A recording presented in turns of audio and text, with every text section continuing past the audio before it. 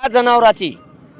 जो उच्छेद करतो ना तो जनावर असतो आणि म्हणून या जनावराची त्वरित हकालपट्टी करावी आणि अन्यथा महाराष्ट्रातील मराठा समाजाचा असा समज होत आहे की सरकार पुरस्कृत या ठिकाणी दंगल माजवण्याचा प्रयत्न भुजबळाच्या माध्यमातून सरकार करते की काय। कारण घटनात्मक पदावर बसून भुजबळ अशा प्रकारचे बेजबाबदार विधान जर करीत असतील तर ते घटनेशी द्रोह आहे आणि म्हणून या ठिकाणी आमचं म्हणणं आहे की भुजबळासारखे जे उच्छेदवादी लोक आहेत यांना त्या ठिकाणी त्वरित सरकारनं आवर घालण्याचं काम करावं। तुमचा प्रश्न हा आहे की आम्ही मराठा आता आरक्षण का मागतोय, तर याच्या पाठीमागचं एक कारण लक्षात घेतलं पाहिजे की बाबासाहेब आंबेडकर ज्या वेळेला सायमन कमिशनच्या समोर गेले होते त्यावेळेला बाबासाहेब आंबेडकर असं म्हणाले की पुढे चालून शेती व्यवसाय हा प्रचंड संकटात येईल आणि शेती व्यवसाय संकटात जर आला तर शेती कसणाऱ्या लोकांना सुद्धा आरक्षणाची गरज पडेल आणि यासाठीच मुद्दाम या ठिकाणी इतर मागासवर्गीय प्रवर्गाची निर्मिती करण्यात आलेली आहे आणि म्हणून